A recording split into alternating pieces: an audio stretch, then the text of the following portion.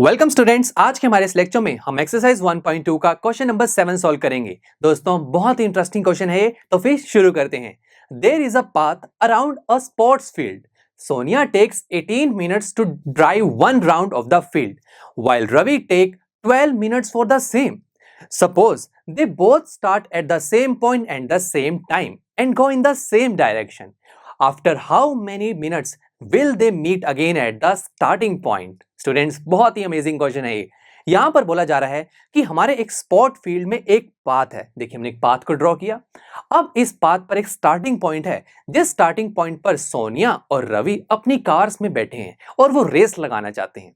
अब जब race start हुई तो हमने ये ऑब्जर्व किया कि सोनिया को उस पाथ का एक राउंड कंप्लीट करने में 18 मिनट्स लगते हैं और रवि को वही पाथ का एक राउंड कंप्लीट करने में 12 मिनट्स लगते हैं। यानी कि रवि की कार फास्ट है और सोनिया की कार स्लो है।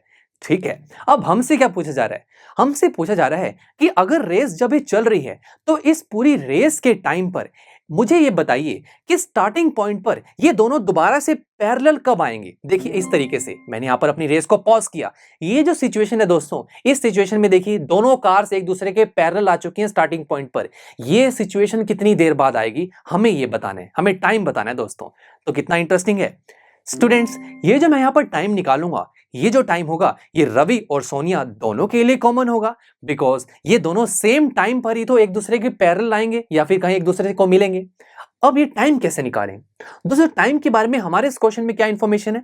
हमें पता है कि सोनिया को एक राउंड कंप्लीट करने में 18 मिनट्स लगते हैं। तो स्टूडेंट्स जब वो सेकंड राउंड कंप्लीट करेगी तो कितना टाइम हो जाएगा? 18 multiply 2 that is 36 and up to so on. यानी कि सोनिया जो राउंड कंप्लीट कर रही है उसका टाइम 18 मिनट्स के मल्टीपल में चल रहा है। एंड सिमिलरली जो रवि राउंड कंप्लीट कर रहा है वो टाइम 12 के मल्टीपल में चल रहा है। और अब मैं क्या निकालना चाहता हूं? एक ऐसा टाइम जो सोनिया और रवि के लिए कॉमन हो। इट मींस मैं इनडायरेक्टली ये निकाल लूं अगर कि एक ऐसा टाइम जो 12 और 18 का कॉमन मल्टीपल हो तो बात बन जाएगी। अब 12 और 18 का कॉमन मल्टीपल कैसे निकालें? कॉमन मल्टीपल के बारे में क्या हमने कोई इस चैप्टर में स्टडी किया है? हाँ बिल्कुल, एलसीएम, जिसे हम क्या बोलते हैं? Least common multiple. तो दोस्तों यहां पर अब हमें इनडायरेक्टली 12 और 18 का एलसीएम यानी कि लीस्ट कॉमन मल्टीपल बताना है। वो जो मेरे पास एलसीएम आएगा, वो जो नंबर होगा वो 12 और 18 का कॉमन नंबर होगा दोस्तों। वही तो मुझे चाहिए, एक कॉमन टाइम ही तो चाहिए जिस टाइम पर ये दोनों एक दूसरे के बिल्कुल पैरेलल आ जाएंगे। तो शुरू करते हैं। अब दोस्तों एलसीएम निकालने का सबसे बेस्ट मेथड है प्राइम फैक्टराइजेशन मेथड, हम उसी का यूज करेंगे। और इस मेथड में सबसे पहले हम 18 और 12 के प्राइम फैक्टर्स को निकालेंगे। तो शुरू करते हैं। 18 के फैक्टर्स निकालने के लिए हम एक वर्टिकल और एक हॉरिजॉन्टल लाइन को ड्रॉ करते हैं। फिर हम ये सोचते हैं कोई ऐसा प्राइम नंबर जो 18 को डिवाइड कर सकता है। सबसे पहला प्राइम नंबर होता है 2। हाँ 2 डिवाइड करेगा 18 को, आंसर आएगा 9।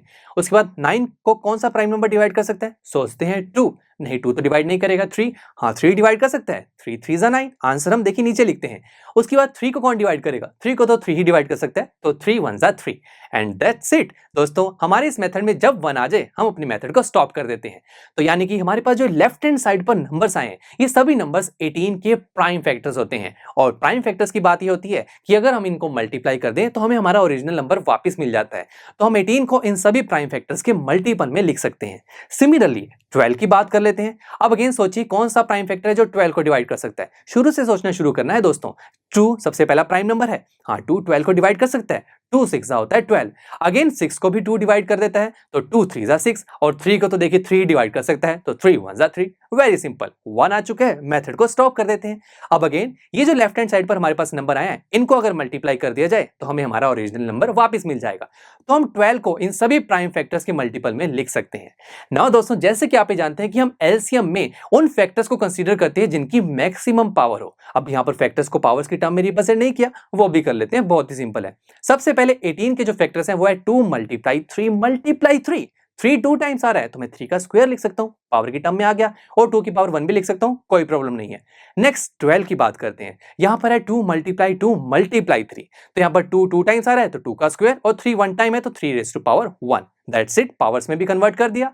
अब हमें उन नंबर्स को कंसीडर करना है जिसकी मैक्सिमम पावर हो। सबसे पहले 2 को पिक करते हैं। यहां पर दोस्तों 2 बार मेरे पास 2 आ रहा है, एक बार 2 की पावर 1 है और सेकेंड टाइम 2 की पावर 2 है। मैक्सिमम पावर किसकी है? 2 की पावर 2, तो हम इसे कंसीडर करेंगे, 2 की पावर 1 को छोड़ देंगे। उसके बाद 3 को कंसीडर करते हैं, 3 भी है यहाँ पर, 3 की भी 2 पावर्स हैं, 3 की पावर 2 एंड 3 की पावर 1। मैक्सिमम पावर क्या है? 3 की पावर 2, इसे पिक कर लेंगे। तो बस अब जब मैं 2 की पावर 2 को मल्टीप्लाई करूंगा 3 की पावर 2 से, तो फाइनल आंसर आ जाएगा दोस्तों 36। ये क्या है? ये टाइम है, तो लास्ट में लगाएंगे मिनट्स। तो इस एलसीएम से दोस्तों हमें ये पता लग गया कि इस रेसिंग ट्रैक पर ये जो सिचुएशन है, जिस सिचुएशन में रवि और सोनिया एक दूसरे के बिल्कुल पैरेलल आ चुकी हैं, ये सिचुएशन हमें 36 मिनट्स के बाद देखने को मिलेगी।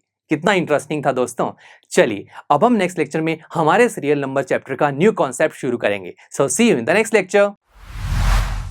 आई एम श्योर स्टूडेंट्स, आपको ये लेक्चर काफी पसंद आया होगा और ऐसे ही मजेदार तरीके से अपने हर एक कॉन्सेप्ट क्लियर करने के लिए डाउनलोड कीजिए पीयू स्टैक ऐप को, जहां पर आपके पास और भी बहुत सारे ऑप्शंस होंगे, जैसे कि back exercise solutions, tip videos, sample papers and much more. So what are you waiting for? Download the app now.